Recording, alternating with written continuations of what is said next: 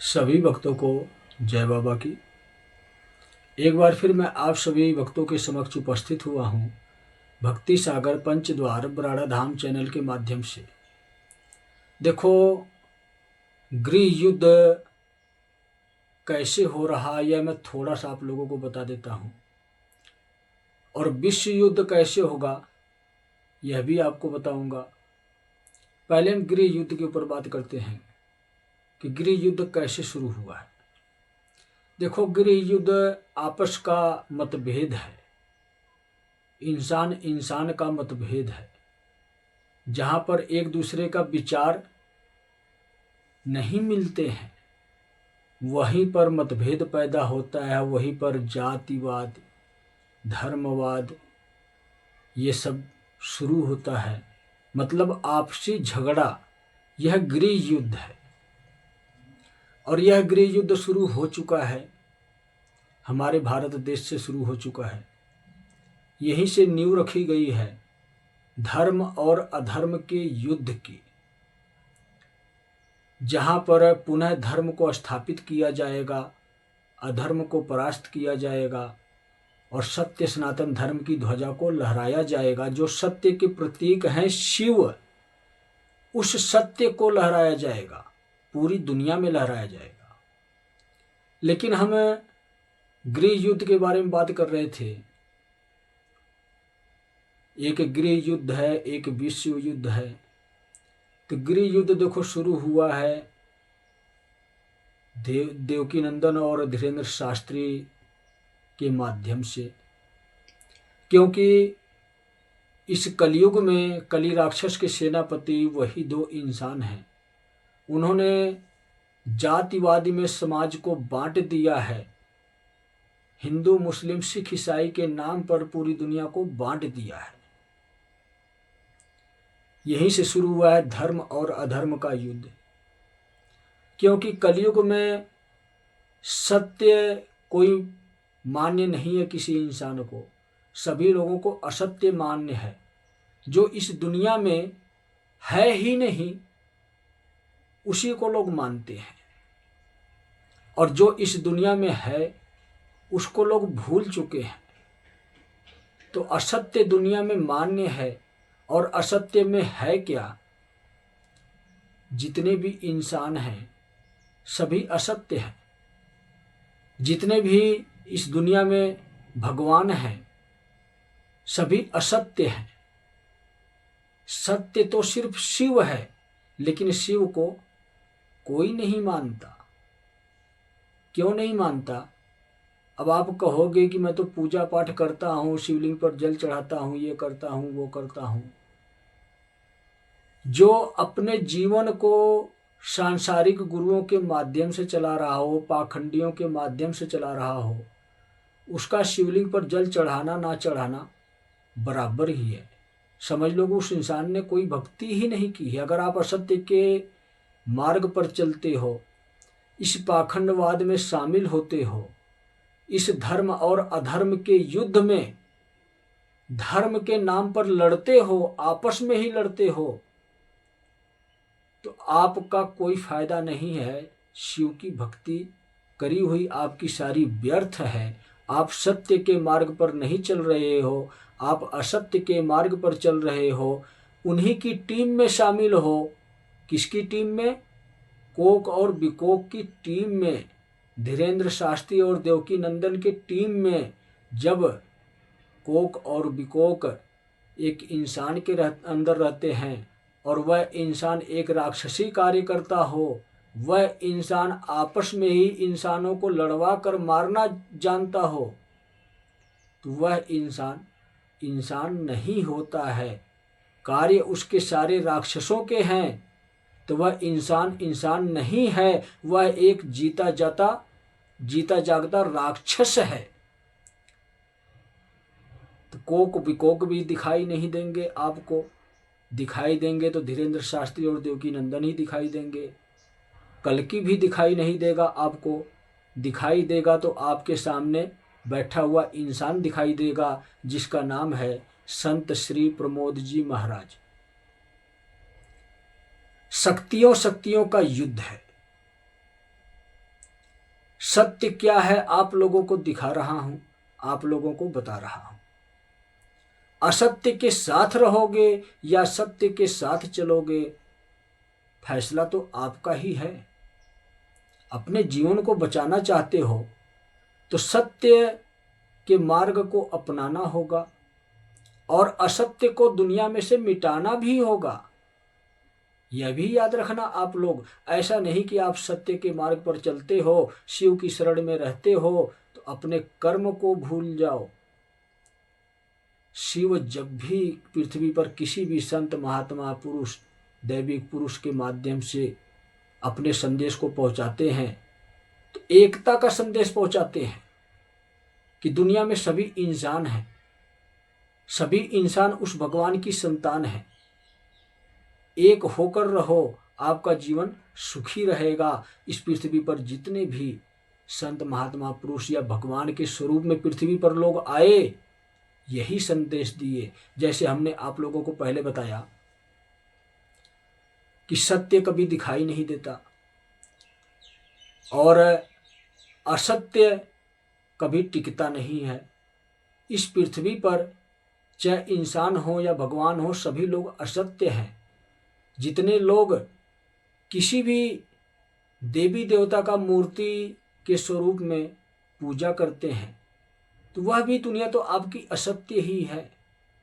आज आपने मूर्ति बनाई है, कल को वो नष्ट भी हो जाएगी, इसी पृथ्वी पर ही रह जाएगी मूर्ति। भगवान की शक्ति तो कभी दिखाई ही नहीं देती है, वह कब इंसान के अंदर अवतरित हो जाती है यह भी समझ में नहीं आता है। तो भगवान अदृश्य स्वरूप में है। यह अपने सोच और विचार को बदलो कि हमारे भगवान किसी मूर्ति में मिल जाएंगे, किसी इंसान के अंदर मिल जाएंगे। जो भगवान हैं वह अदृश्य हैं, वह आपके अंदर हैं। इसीलिए तो मैं आप लोगों को कहता हूं कि मैं कोई भगवान नहीं हूं, मैं भी आप लोगों की तरह साधारण इंसान हूं। परमात्मा के संदेश को आप लोगों तक पहुंचा रहा हूं। जो उनका संदेश है कि अधर्मियों का अंत होने का समय आ गया है। अगर अपने जीवन का अंत करवाने से पहले अगर तुम शिव की शरण में चले जाओगे तो तुम्हारे जीवन का अंत नहीं होगा, उद्धार हो जाएगा। ये उनका ही संदेश है, उसी भगवान का संदेश है। जो असली भगवान हैं, जो सभी इंसानों के अंदर रहते हैं, यह उनका ही संदेश है। और उनके शरण में जितने भी इंसान रहते हैं वह खुद भगवान बन जाते हैं। यह गृह युद्ध की कहानी है। गृह युद्ध हिंदू मुस्लिम सिख ईसाई के माध्यम से हमारे भारत देश में ही नहीं सभी देशों में होगा। कोक बिकोक हमारे भारत देश में रहते हैं। भारत देश से यह शुरू हुआ है तो इस आग में पूरी दुनिया जलेगी और इस आग से आपको बाहर निकलने की आवश्यकता है, आपको बचाने की आवश्यकता है। इसके लिए स्वयं को जगाने की आवश्यकता है कि धर्म और अधर्म का युद्ध है। तो अधर्म की तरफ हमें नहीं रहना है, पाखंड की तरफ नहीं हमें रहना है। हमें तो सत्य की तरफ जाना है, हमें तो शिव की तरफ जाना है। और इसके लिए हमें शिव युग के 3 नियमों को अपनाना है। तब आपके प्राणों की सुरक्षा होगी। सुरक्षा तो हो जाती है आपके प्राणों की, लेकिन आपको अपने हक के लिए लड़ना भी है। इस समाज से लड़ना है, इस दुनिया से लड़ना है, इस जहान से लड़ना है। तो आप समझो इस बात को। यह अभी गृह युद्ध है। गृह युद्ध में सबसे पहले अपने प्राणों की सुरक्षा करो और इसके बाद तो विश्व युद्ध भी होगा। कहने का मतलब मेरा यह है कि जब सेनापति ही कोक बिकोक पृथ्वी पर रहते हैं, वो भी हमारे भारत देश में धीरेन्द्र शास्त्री और देवकी नंदन जी के अंदर रहते हैं, तो विश्व युद्ध भी तो होगा। यही भी करवा रहे हैं विश्व युद्ध भी। गृह युद्ध में इंसानों को आपस में लड़वाना सबसे बड़ी रणनीति ये है। जो अधर्मी इंसान है सभी मर जाएंगे, सत्य ही शेष बचता है ना। तो सत्य को मानने वाले भी वही शेष बचेंगे। अधर्मी आपस में ही लड़के मर जाएंगे, लेकिन यह विश्व युद्ध में भी बदलने वाला है। यह चिनगारी हमारे भारत देश में ही नहीं है जातिवाद की, हिंदू मुस्लिम सिख ईसाई की। क्या बॉर्डर पर इससे पहले सीज फायर नहीं टूटते थे? टूटते थे, लेकिन दोबारा संभल जाते थे, हर देश में शांति रहती थी। लेकिन आज एक ऐसी विकट परिस्थिति पैदा हो रही है कि अन्य देशों में भी जातिवादी का सिस्टम शुरू हो गया है। यह हिंदू मुस्लिम की आग में पूरी दुनिया जलेगी, बम और मिसाइल के माध्यम से जलेगी। तो बचाने के इच्छुक हो कि पूरी दुनिया ना जले, कुछ शेष भी बच जाए पृथ्वी पर, तो हमें जागरूक होना पड़ेगा। क्योंकि आप लोगों ने देखा होगा कि हिंदू बांग्लादेश में मारे जा रहे थे, तो भारत के हिंदू आवाज उठाए। मानवता के लिए आवाज उठाना अच्छी बात है, इसी को तो कहते हैं अपने हक के लिए लड़ना। लेकिन अगर कोई मुसलमान है, उस पर अत्याचार होता है, तो क्या आप आवाज नहीं उठाओगे? कोई सिख है, कोई ईसाई है, उस पर अत्याचार होता है, तो क्या आप आवाज नहीं उठाओगे? तो अन्य देशों में भी यही प्रक्रिया होती है। जिस देश में जनसंख्या ज़्यादा होती है, जिस जाति और धर्म के लोगों का, उनकी आवाज़ बुलंद होती है, वह आवाज़ उठाते हैं। तो आवाज़ उठाओ, तो इस इंसाफ के लिए आवाज़ उठाओ। हिंदू मुस्लिम सिख ईसाई के लिए आवाज़ नहीं उठानी। अगर अन्याय किसी के साथ भी होता है इस समाज में, तो आवाज़ उठाओ। और आज वही भ्रम का माया जाल पूरी दुनिया में फैल चुका है, जो यह शांत नहीं होने वाला। अब ऐसा नहीं है कि मैंने वीडियो जारी कर दी है तो पूरी दुनिया में सभी लोग एक साथ ही देख लेंगे, सभी लोग बच जाएंगे। कहावत है ना कि जो इंसान थोड़ी सी भी परमात्मा की भक्ति किया है और सत्य के मार्ग पर चलते हुए अपना जीवन व्यतीत किया है, उस इंसान तक तो परमात्मा की कृपा से यह वीडियो पहुंच जाएगी। और जो इंसान अपने जीवन में अधर्म और कुकर्म ही किया हो, सत्कर्म एक भी ना किया हो, तो उस तक तो ये संदेश पहुंचने का ही नहीं। तो इसी भ्रम के माया जाल में फंसकर सभी अधर्मी अपने दम तोड़ देंगे, मतलब मृत्यु को प्राप्त हो जाएंगे। और यही भ्रम का माया जाल सभी देशों में पहुंचेगा, और वह आक्रोश आपको बम और मिसाइल के माध्यम से नजर आएगा। वही होगी असली विनाश लीला। मतलब कली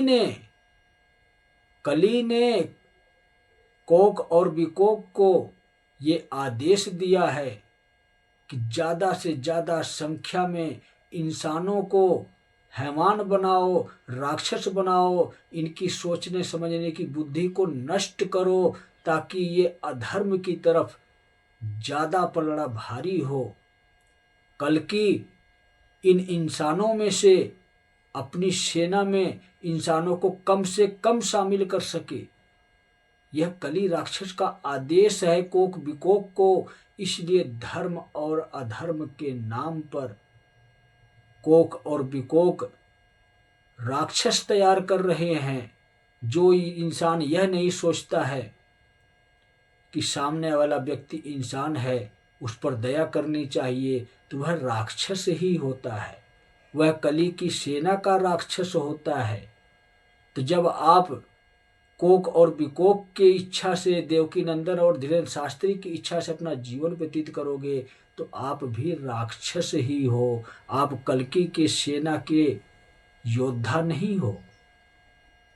आप धर्म के मार्ग पर नहीं चल रहे हो, असत्य के मार्ग पर चल रहे हो। सत्य के मार्ग पर चलकर आपकी सुरक्षा होगी, और असत्य के मार्ग पर चलोगे तो जो इंसान गृह युद्ध में बच जाएगा वह इंसान विश्व युद्ध में मर जाएगा। कहाँ कहाँ से बचना चाहोगे आप? कहीं से भी बच नहीं पाओगे। जब भी बचोगे तो शिव की शरण में ही बचोगे। हिंदू मुस्लिम सिख ईसाई सभी हैं भाई भाई, सभी हैं एक बाप की ही संतान, शिव की ही संतान। शिव की शरण में सभी लोगों को जाना पड़ेगा। जो नहीं जाएगा उसको घसीट कर काल पुरुष ले जाएगा, जो जाएगा उसको कल की मान सम्मान के साथ ले जाएगा। मतलब ये कि कल की आया है आपका उद्धार करवाने के लिए, करने के लिए नहीं आया है, आपका उद्धार करवाएगा। मतलब ये कि आप विष्णु की शरण में थे तो आपका कल्याण होता था। अब आपको शिव की शरण में जाना है, आपको उद्धार करवाना है, क्योंकि कलयुग समाप्त होने वाला है। हमेशा के लिए सभी कर्मों से मुक्त होना है। समझे आप लोग? अभी भी आप लोगों की समझ में नहीं आया होगा तो साफ साफ भाषा में मैं एक ही बात कहना चाहूंगा आप लोगों को कि पृथ्वी पर जो इंसान शिव की शरण में नहीं रहेगा, जो इंसान धर्म के लिए स्वयं लड़ना नहीं सीखेगा, धर्म के लिए मतलब समझते हो आप लोग, पुनः धर्म को स्थापित किया जा रहा है और इंसान का धर्म है इंसानियत, दया भाव, एक दूसरे का मान सम्मान करना, यही असली धर्म है। और इसके लिए, सत्य के लिए आपको लड़ना होगा असत्य के साथ। और असत्य क्या है? इस दुनिया में जितने भी आप लोगों के लिए यह नियम कानून बनाया गया है जिसमें सिर्फ आपका नुकसान होता है, उन सभी नियम और कानूनों को नष्ट करना है। और इसके लिए सिर्फ आप लोगों को ही लड़ना है। तो जब आप अपने लिए लड़ोगे, अपनी सुरक्षा के लिए लड़ोगे, आपकी सुरक्षा शिव करेंगे। और अपने लिए लड़ोगे, किससे लड़ोगे? जो आपके साथ अन्याय कर रहा है, जो आपके साथ अधर्म कर रहा है, जो आपके हक को छीन कर खा रहा है। और आपका हक छीनने वाला कौन है? राजा, इस देश के राजा। किस देश के राजा? आप जिस देश में रहते हो, चाहे भारत देश में रहते हो, चाहे अन्य किसी देश में रहते हो, आपके साथ अगर अन्याय हो रहा है, आपके हक का छीन कर कोई भी खा रहा है, तो उसके साथ आपको लड़ना है। चाहे वो सरकार हो, चाहे वो नेता मंत्री हो, चाहे वो पदाधिकारी हो, सत्य के साथ जो रहता है उसी की जीत होती है। तो आप शिव के साथ हो, शिव की सेना के गढ़ हो, मतलब कल्कि की सेना के योद्धा हो। कल्कि की सेना में जितने भी लोग भी आएंगे उन सभी के साथ शिव की शक्ति कार्य करेगी, तो वह शिव के गढ़ कहलाएंगे। मतलब शिव की सेना को कभी कोई परास्त नहीं कर सकता। और उसी सेना को लेकर कल्कि रण के क्षेत्र में उतर रहे हैं कली राक्षस का अंत करने के लिए। तो सबसे पहले कलयुगी राक्षसों का अंत करना है, और इन राक्षस के स्वरूप में जो इंसान हैं उन इंसानों का अंत करना अनिवार्य है। समझाने पर जो ना समझे, चाहे कोई नेता मंत्री हो, पदाधिकारी हो, सरकारी कर्मचारी हो, या समाज में रहने वाला कोई इंसान हो, या मंडलेश्वर हो, कथावाचक हो, तांत्रिक हो, प्रवचन करने वाला हो, कोई भी हो, जो इंसान समझाने पर ना समझे आपकी बात को, आपको ही लूट कर खाने की व्यवस्था बनाए, तो उस इंसान को लुटवा दो, इसी समाज में ही लुटवा दो। यही आप लोगों के लिए कल्कि का आदेश है। कटघरी आप लोगों को हमने बता दी। कोई भी अधर्मी बचना नहीं चाहिए। यही कल्कि का सख्त आदेश है। तो सभी भक्तों को जय बाबा की।